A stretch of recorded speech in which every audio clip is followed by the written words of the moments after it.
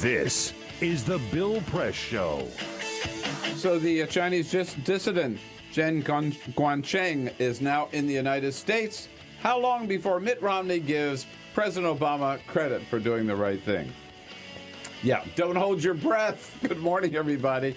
It is Monday, May 21. Can you believe it? Hope you had a good weekend. I'm ready to tackle the big stories of the day today here from our nation's capital. And that's where we're coming to you live, coast to coast, from our radio studio and TV studio right here on Capitol Hill, just in the shadow of the Capitol Dome, 6 blocks from the Capitol and 6 metro stops from the White House. We've got it covered, and we do so with the help this morning of our good friend, one of the founders, I should say, and partner of Bullfight Strategies here in the studio with us, Eric Burns, one and only Eric Burns. Hey, Eric. Hey, Bill. Thanks for having me. Welcome back. Thank you, sir. Good to see you. Everything good? Everything's going great. Carl Frisch over there, is he behaving? He never really behaves, but I like to hear about his exploits and try to keep him in line. Yeah, well, good luck with that. We try too, but it doesn't work. He's everywhere. Yeah, right. It's hard enough keeping up with Carl Frisch. I've got to also keep up with this team by Peter Ogburn. I don't know how you do it. And Dan Henning and Cyprian Bolding. As John Boehner said yesterday about trying to rule the House, it's hard keeping 218 frogs in a wheelbarrow. Mm-hmm. Well, it's hard keeping these 3 frogs in a wheelbarrow.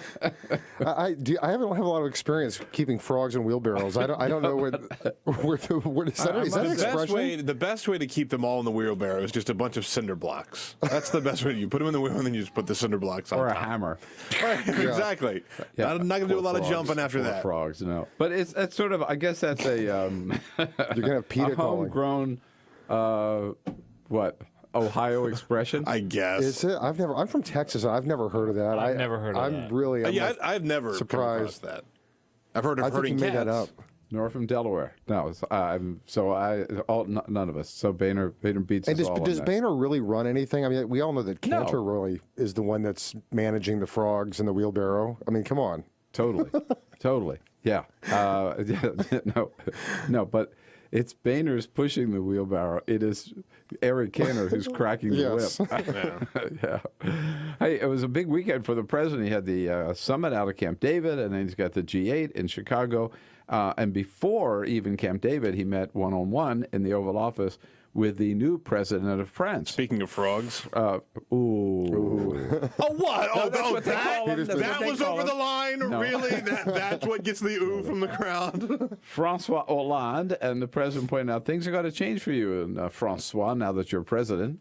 I also warned him that now that he's president, he can no longer ride a scooter in Paris.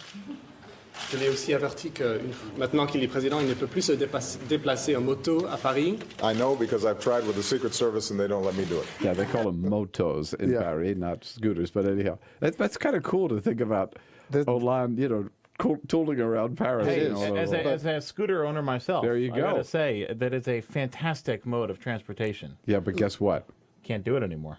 No, not if you're president of France. I don't think Dan's going to have that problem, though. You see more of them in Paris than you see in Washington. Sure. But you hear like Obama talking about how he's tried to do it, the Secret Service doesn't like it. I just feel like that would be like the Dukakis in the tank moment of the campaign, where they'd actually let Obama on a scooter. Yeah, get his helmet on. With the helmet, too, which it just never looks good. He also suggested there's something else that he couldn't wait to share with Francois Hollande. We'll be interested in his opinions of cheeseburgers in Chicago. So I wonder if he took him to the Billy Goat Tavern. Oh, great place. Cheeseburger. Pepsi. I've been there, yeah. Mr. President, you're not supposed to eat the cheeseburger with a knife and fork. You should probably just put those down and just grab it with your hands. Yes. Hey, lots to talk about. Eric Burns here with us for the full hour as a friend of Bill, and Stephanie Shriak, who is the head of Emily's List, will bring us up to date on all the most important races in this country, women running for House and for Senate. But first, Eric, Dan's got the full court press. Really important stories. Other headlines making news on this Monday. The NATO summit in Chicago kept President Obama from going to the Chicago Cubs White Sox crosstown baseball series at the same time, but not his Secretary of State. Politico reports Hillary Clinton went to Saturday night's game at Wrigley Field with several NATO dignitaries, but her Cubs lost to Obama's favored White Sox. Aha! I wonder whether Joe Ricketts was there with his. I'm just shocked that the Cubs lost. No. When does that happen? Yeah, no, that's right. Gee, the Cubs lost? No. Dennis Hoff is on a new mission. The owner of the Moonlight Bunny Ranch wants London to legalize brothels during this summer's Olympic Games. Hoff says that while, yes, he would make a lot of money off of a pop-up bunny ranch, he wants brothels legalized to help cut down on illegal human trafficking, which is very popular during the Olympics. He said he got the idea after he saw what happened in Vancouver 2 years ago. Dennis Hoff, who has actually been a guest on the Bill Press show. Really? Not on the TV show, but on the radio show. He's been a guest here, but you haven't been a guest at his I was going to place. say, that's So what to that be was my clear next about question, that. Peter. No, it was not reciprocal. And the Avengers continues to be king at the box office. The superhero movie took in another $55 million this weekend alone. Good grief. Number one, the gross now, $457 million, puts it at the number 6 spot on the all-time list in just 17 days in a release. Battleship was a distant second place, taking in less than half, $25 million. No, Battleship really kind of How bombed, awful does didn't that it? movie look? Ugh. Oh, God. Battleship? Yeah. Good Yeah. grief. Have you seen Avengers? No, I haven't. But I know. Peter's been. He Is went. it good, Peter? It's fantastic. Well, I know that the comic book movies that's just a huge cash cow, over the last several years. Yeah. This one is done very. I mean, they do. Some are Yeah. done better than others, and the bar was set so high for this movie that I really think they at least reached the bar. It's a very good movie. That's hard to do. It's impressive. All right, so Eric, you're into you're really way out there on this high tech stuff. Yeah, way out there. No, but you know a hell of a lot more about it than I do, and you deal in this stuff all the time. So I want to talk to you about Facebook. Okay? Sure. And love to take your calls about Facebook too, because we saw what happened Friday. So a little story. So Friday, you watched the show. You might have seen it Friday morning. We were talking about Facebook, and the IPO coming up, Of course. and so I stated the expert that we had on talking about it mentioned, to my surprise, that it is possible to get shares for individuals to buy shares, that they'd kept the institutional sales down to make it easier for individuals who want to buy it. So I said something about, well, if my broker's watching, maybe I could pick up a couple of shares. Well, right after the show, I told Peter this, I get a text from my broker saying, are you serious? Do you want some Facebook shares? How about and that? I said, yeah, what do you suggest? And he said, I've got 200 shares.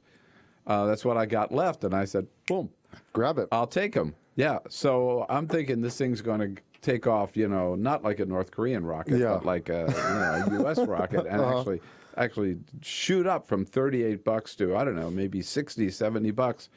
And it went up $38.20. It went up 23 cents. I Yeah. think. Yeah. Only. What happened? Well, I think that it suffered from, a crushing expectation. And I think that's really what happens a lot of times with these IPOs. It's such a gamble. And when you have too much expectation, it's kind of like with elections, where you have, or before the presidential debate, where you have all the consultants get out and say, oh, my guy can't debate. He's an idiot, because they want to lower expectations to determine what's a win. And I think the other thing is obviously, with this economy in particular, as hot as Facebook is and as exciting as it is, if you go back and you look at tech IPOs, you go back and think about the internet bubble, 1999, 2000, back, what now, 12 years ago? Oh my gosh. It's never really quite, 100% safe bet in terms of what you're going to get. Somebody could come in and displace Facebook from their perch in the market. I don't think it's going to happen. But, that's right. I forgot. You also used to work on Wall Street, so you know the stuff from that side, too. Sure. Well, yeah, it's been a while, but yeah, so I did do a couple of years as an investment banker. The other factor, which even the leadership now of NASDAQ has admitted, is that they had all these technical difficulties handling the trades. Yeah. And that slowed them down. They actually had to interrupt the sale, right? A recording of and people didn't even know whether their orders had gone through or something. The system broke down. Yeah. And now NASDAQ is supposed to be there to handle high-tech stocks, That's right. That's right. Not the basic old blue ribbon. That's right. Well, company. NASDAQ so you is a would think separate- that NASDAQ would have the equipped. tech. Yes. Yeah. I mean, if anybody would, it would be NASDAQ, because now, unlike the New York Stock Exchange, where you've got folks on the floor in the pit, NASDAQ, different exchange. and it's all done electronically very, very quickly, which is what gave rise to all the day trading of stocks that we saw, all through the 90s and whatnot. Now, the biggest event. So, anyhow, this was interesting. Right after when Mark Zuckerberg saw my trade go through, did he call you? He actually came out with a public statement. Yeah. Oh, really? Mm-hmm. On this special day, on behalf of everyone at Facebook, I just want to say to all the people out there who use Facebook and our products, thank you. Yeah, and especially Bill Press. I was going to say, where was that? Did Peter just cut the clip off? I accidentally cut off the Bill Press part. yeah. Sorry, my fault. Well, look, Bill, you shouldn't fret. I think what's important to remember is that the IPO, what happens the day of, the next day, that's a quick take. People get really, really concerned about that, but you should hold on to that stock for the long term. You think so? Okay, hold on in to the it. long term. It's a good bet. I think so. Yes. Now this was a big week for Mark Zuckerberg. Friday, it goes public IPO. He ends up with what, $500 billion or something like that. And then Saturday, he gets married. Now, did he think about the implications of getting married? Here's one attorney who says he sure as hell better have. If Mark Zuckerberg did not sign a prenup, he needs to see a psychiatrist and not a lawyer. Especially in California, man. If you don't have a prenup, man, and something happens, you find it's 50-50. But how do you approach your fiance about the prenup? I've always not that that's ever been necessary in my case, but you and Maria did not sign a prenup. We did not. I didn't have the heart. He's still working on that post-nup. Post-nup. It's a new.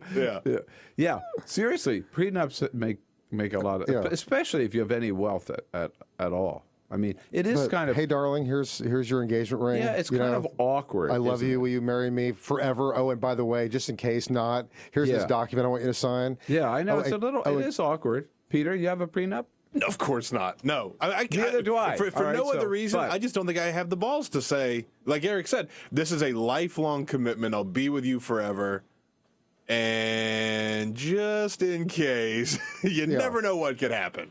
Well, you can put it this way. I know I'll be with you forever, but I don't trust you. Yeah, there you go. Yeah, that's a lot better. That sounds a lot better. I've heard a lot of really horrible things about you. Yeah. So, just to cover.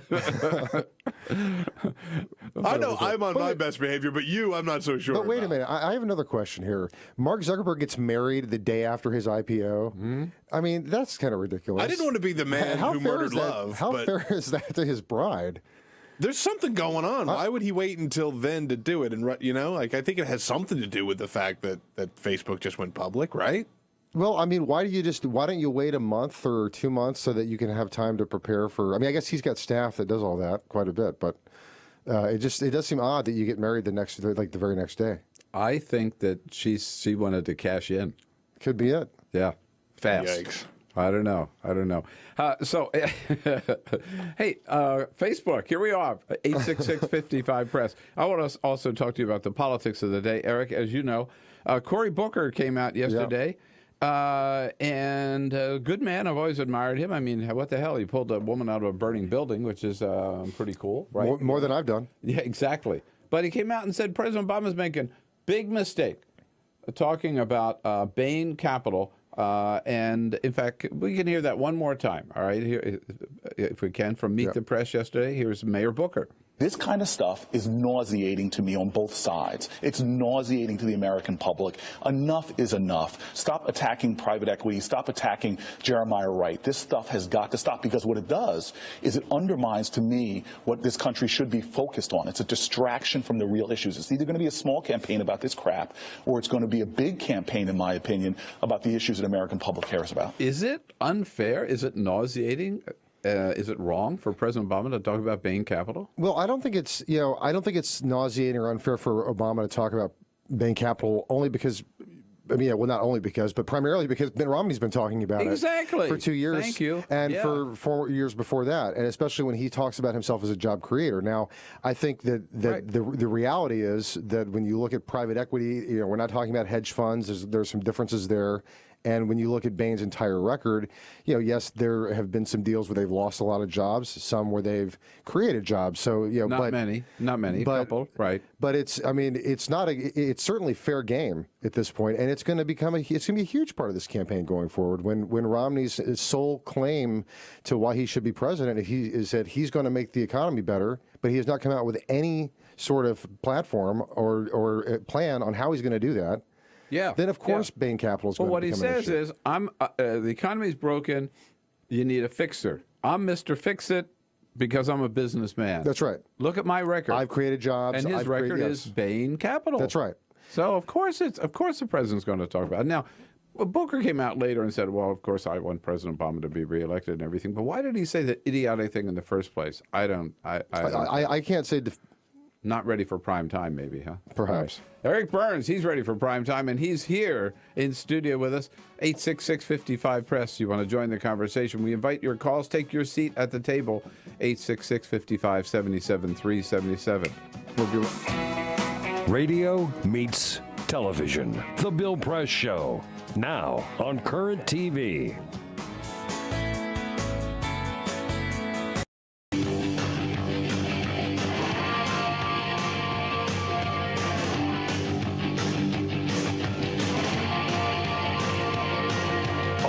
Radio, on TV, The Bill Press Show, new on Current TV. All right, 26 minutes after the hour now. Eric Burns in studio with us from Bullfight Strategies, and Stephanie Shriak, who's the president of Emily's List, joining us in the next segment. We've been talking about, Facebook, among other things. And Cory Booker stirring things up yesterday, the mayor of Newark, New Jersey, a surrogate for the Obama campaign. Eric, I have a feeling he may not be out there as a surrogate much longer. Much longer. Well, I just saw one headline: "Surrogate from Hell." I think was still on what they were calling him. Oh, really? Yeah, very nice. Yeah, let's put him out and attack the general thrust of the campaign. Jerome's calling from Joliet, Illinois. Hey, Jerome. Good morning. Good morning, Bill. Yeah, what do you think? I'm a union worker, 1866. Good for you, brother. Illinois. And, which union? 1866 AFSCME. AFSCME. Right, good for you. All right. Yeah, I'm a correctional officer here in Illinois. And I like to say, along on this Cory Booker situation, he seems to be very much a blue dog Democrat. He basically bragged yesterday about cutting 25% of the workforce. Therefore, he should be considered a job destroyer like Romney. He's almost doing a commercial for Romney. You might want to go back and look at that, entire segment. For him supporting Christie going against, unionized government workers, I think is appalling. Yeah, I mentioned. I just got to take a break here in the interest of time, Jerome, union brother. Thank you, but Cory Booker is buddy with Chris Christie too on this teacher layoffs and everything. Yeah. So he's got a little mixed record there, huh? Well, you got to perhaps follow the money, perhaps follow where his interests are. I think especially New Jersey, New York. There could be a lot of that Bain Capital money flowing. It flows around quite a few places. Lots of financial services money. Follow the money. Good point. This is the Bill Press Show.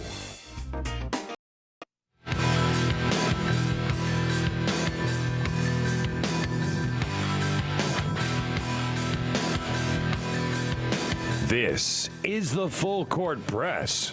The Bill Press Show, live on your radio and on Current TV. Hey, good morning, everybody. Welcome back. 33 minutes now after the hour on Monday, May 21. And don't forget, you're listening on your favorite progressive talk radio station. You're watching on Current TV. Check out our website as well. We have a brand new website, a totally redone website on Current TV at current.com/BillPress. We can actually show video now and all kinds of new bells and whistles and everything. So you can either go to BillPressShow.com and link to Current, join our chat room so you can talk with other watchers, viewers of the show while the show is in progress, and then watch the videos afterwards of the favorite parts, including right now, as we welcome Emily Shriak, president of Emily's List to the studio with us. Good morning, Emily. Nice to see you again. Good morning, Stephanie. I'm sorry, I called you Emily. Okay. We all answer to Emily at Emily's List. You should. Yeah, absolutely. Eric Burns with Bullfight Strategy still in the studio with us. Yeah. Hey. Well, where do we start? There's so many important races. Emily's List, as we told you before, exists for the purpose of electing great women candidates at every level of office, statewide office, governor, state legislature, House, and Senate, and the White House someday. Someday, right? you better believe it. Let's start with some of the important Senate races. What's happening with our girlfriend, Elizabeth Warren? Oh, a tough race in Massachusetts, but doing really well. I just want to, real quick, if I could, these Senate races, it's really an extraordinary number. Emily's List has endorsed a historic number of women running for the United States Senate, which is just astounding. We're behind 11 women. We've never had 11 Democratic women running for the United States Senate in one election. And of those, 6 are incumbents, 5 are in open seats or challengers like Elizabeth Warren, and all 5. And this is something to keep in mind in this country. All 5 will be the first women elected to the United States Senate in their states. No kidding. Wow. Talk about some breaking through the glass ceiling moments in 2012. Yeah. So Wisconsin, Tammy Baldwin. That's right. Elizabeth Warren, Massachusetts never elected a woman. They haven't elected a woman governor in Massachusetts either. Wisconsin, Mazie Hirono in Hawaii, Shelley Berkeley in Nevada, Susan Byshewitz in Connecticut, all will be the first women to serve in the United States Senate from their states. So we're going to go 11-0. Is that? Are you calling it right here? I'm going to knock on wood on that. I'll tell you what, they can all win.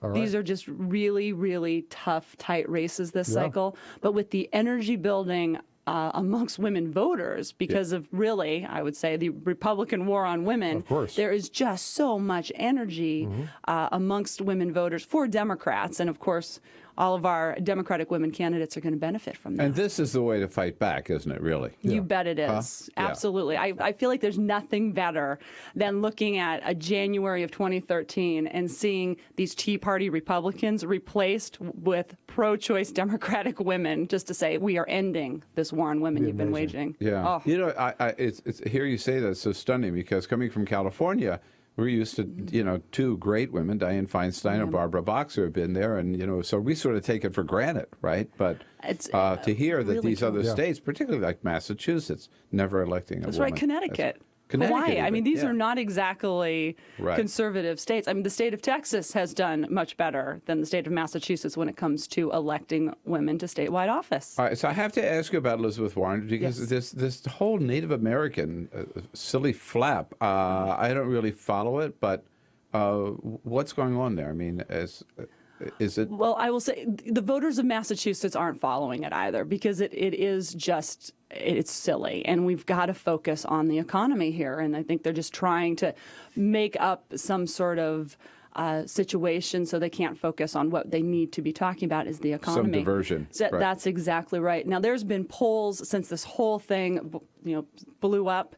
And Scott Brown and Elizabeth Warren still dead even in the polls. The voters in Massachusetts, they want to talk about the economy, and they know that that's what's at stake this election with who is in charge. And as Elizabeth Warren goes around the state, really introduces herself to the people of Massachusetts, you see her numbers continue to go up. It's a good reminder of the fact that we are, for the voters, we're in the early part of the season here. They just haven't focused yet on who these candidates are. And for someone like Elizabeth Warren, she's got a lot of campaigning ahead of her. But everything we've seen, every time she's sitting in a room, I don't know if you've had the opportunity to see her, you can see voters just completely just embrace what she's saying, standing up for the middle class, stopping this outrageous behavior by Wall Street. They love it, and they need it. I thought it was significant, Eric, that last week when the J.P. Morgan news came out that they had blown $2 billion, who did everybody turn to? The national media. Who did everybody turn to get the reaction to that? Elizabeth Warren. Sure. Because she's been so out there on this. knowledgeable in these issues. Yeah. That's right. Yeah. How about Wisconsin? Let's talk about Tammy Baldwin, another great candidate. Such a great candidate. I mean, someone who's just had a good populist record for the state of Wisconsin. Was leading the Buffett rule fight in the House of Representatives, just doing a great job.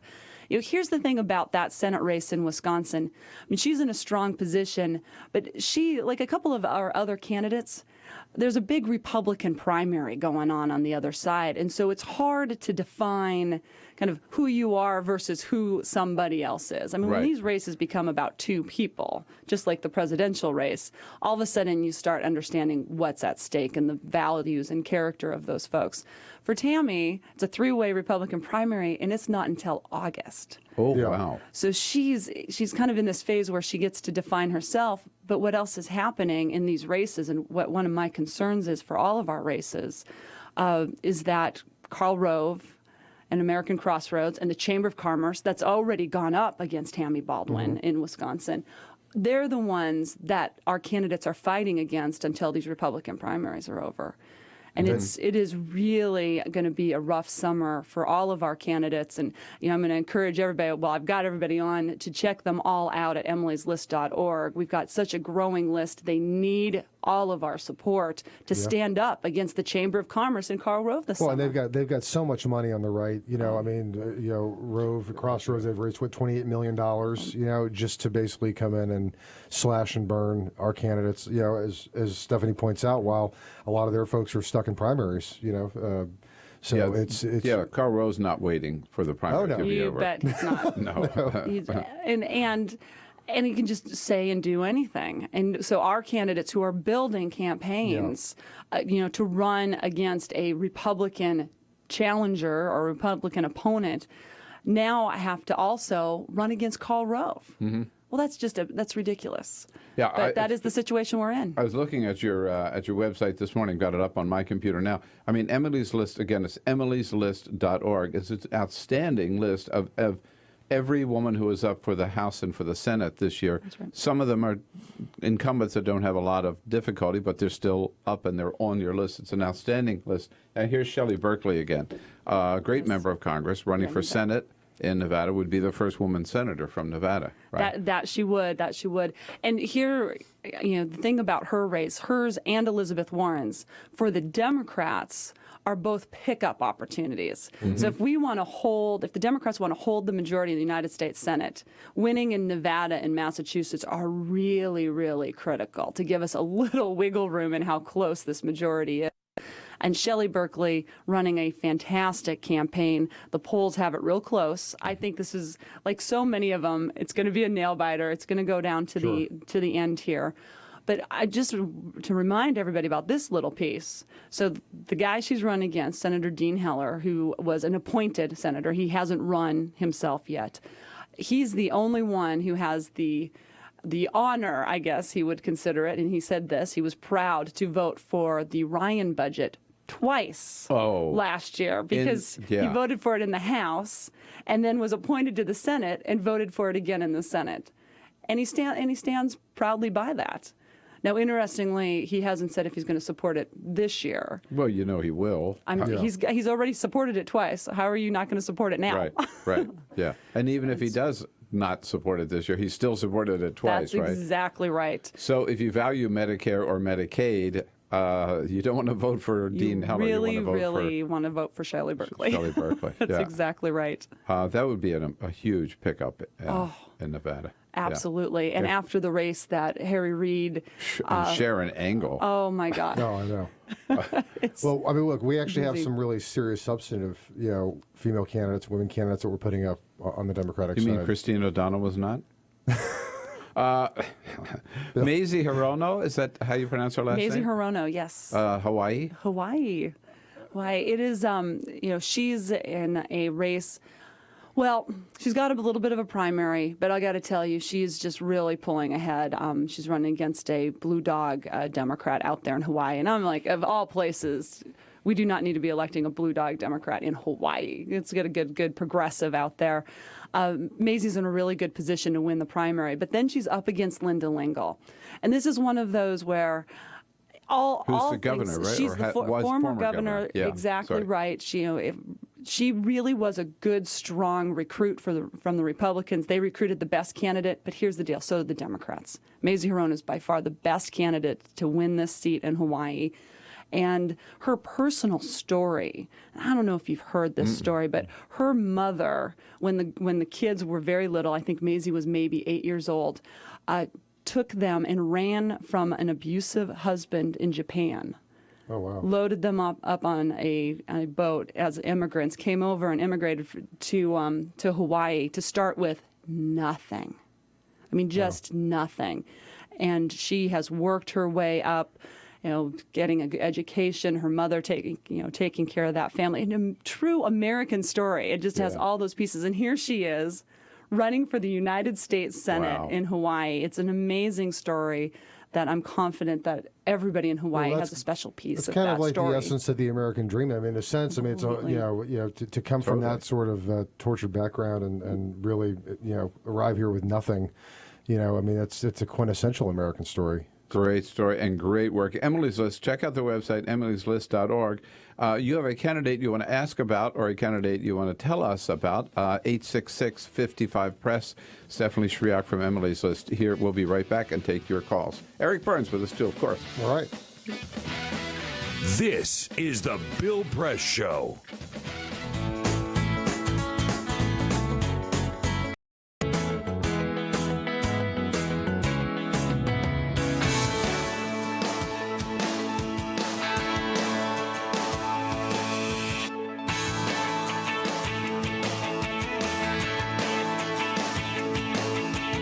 This is the Bill Press Show, live on your radio and Current TV.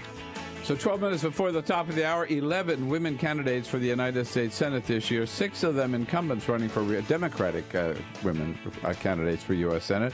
6 of them are incumbent Democrats running for re-election. 5 of them challengers who would be the first women elected to the United States Senate from their states. Stephanie Shriak, who's president of Emily's List, in studio with us, with Eric Burns from Bullfight Strategies. How many for the U.S. House? Do you know the total? It's so funny. We add every single day. Really? It's amazing. Yeah. It's amazing. The Democrats need 25 to pick the House back up. I give my staff such trouble because I'm like, okay, I want half of those to be women. How do we got to get there? So we are already we're already working with over 30 House races. I think that number's probably 40 before we're all said and done. And they're really good candidates. 8 of them in particular are running against Tea Party Republicans. So really strong races around the country. The most important ones to pick up. John is calling from Fonda, Iowa, with a question about one particular candidate. Hey, John, welcome. Hi, Bill. Good morning. Hey, Stephanie, I was going to talk to you a little bit about Christine Vilsack. Absolutely. That does have a great caveat that she'd run against Steve King, who was, That's right.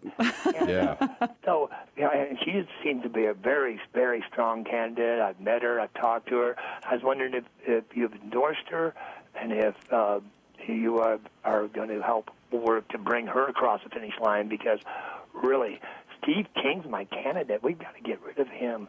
So I'll take your answer up there. Thanks. All right. Hey, thanks, John. Boy, Steve King, he's one of the biggest yahoos in this Terrible. house. Yeah, crazy. It's hard to say because he's not alone, though. They start talking about who. Right. I know. You start listing them, and there's enough. Well, I'm very sorry that he's your congressman, but we're going to try to fix that. So the answer is yes and yes. Emily's List has fully endorsed Christy Vilsack. Actually did it last summer.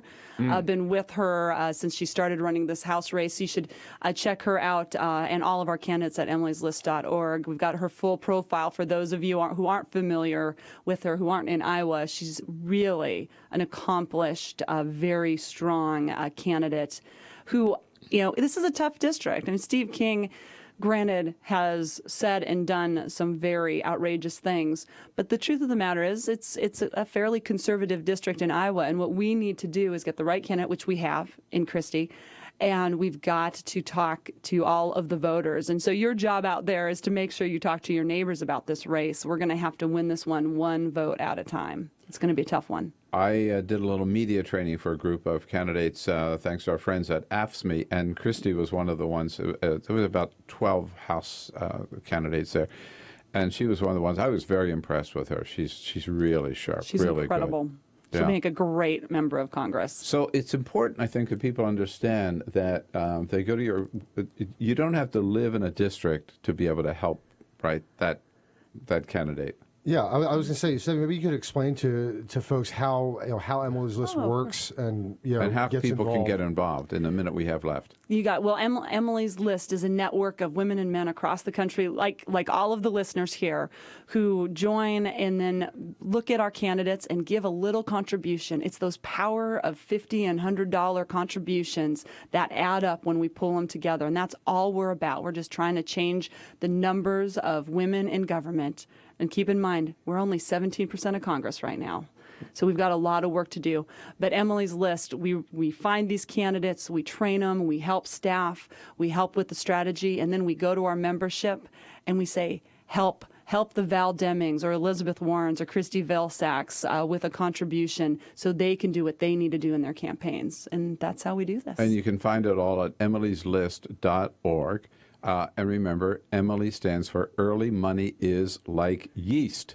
So don't wait until October. That's right. Do it Today. now and then do it again. And That's then exactly do it right. Again. Oh, my God. Hey, you're doing God's work, the Lord's work, and she is proud of you. Thank Stephanie you. Shryock, Thank you. Thank you so much for coming in. Well, Eric Burns, buddy. All right, man. Good to have you around. Thank you. Okay. Go Thank Facebook. You. Yes, go Facebook. Come back again soon. All right, bud. Don't forget that prenup either. And I'll be back with, too late, I'll be back with a parting shot coming up. Radio meets television. The Bill Press Show. Now on Current TV.